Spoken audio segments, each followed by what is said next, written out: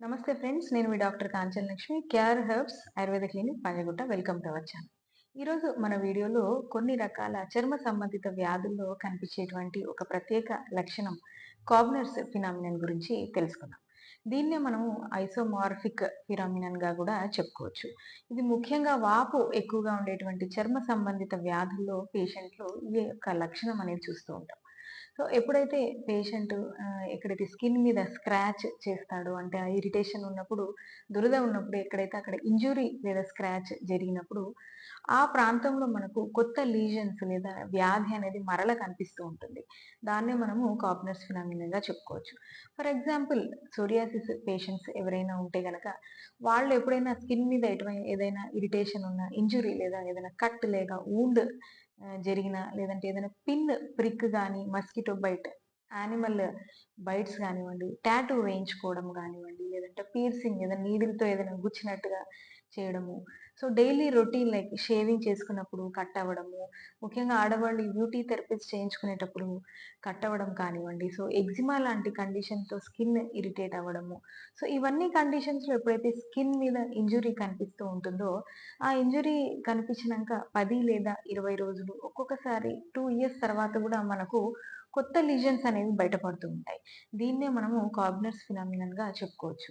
ముఖ్యంగా సొరియాటిక్ పేషెంట్స్‌లో నలుగురు psoriatic patients ఉన్నప్పుడు తప్పకుండా ఈ యొక్క ఫినామినన్ ప్రతి ఒక సొరియాటిక్ పేషెంట్‌లో మనం తప్పక ఇది చూస్తూ ఉంటాం.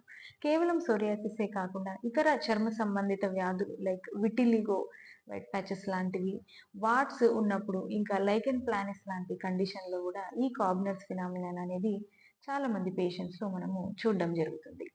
సో, ఈ ఫినామినన్ వల్ల ముఖ్యంగా మనం తెలుసుకోవాల్సిందేంటంటే, డిసీజ్ యాక్టివ్‌గా ఉంది. సో, ఇది యాక్టివ్ కండిషన్ ఆఫ్ డిసీజ్ లాగా మనం చెప్పుకోవచ్చు.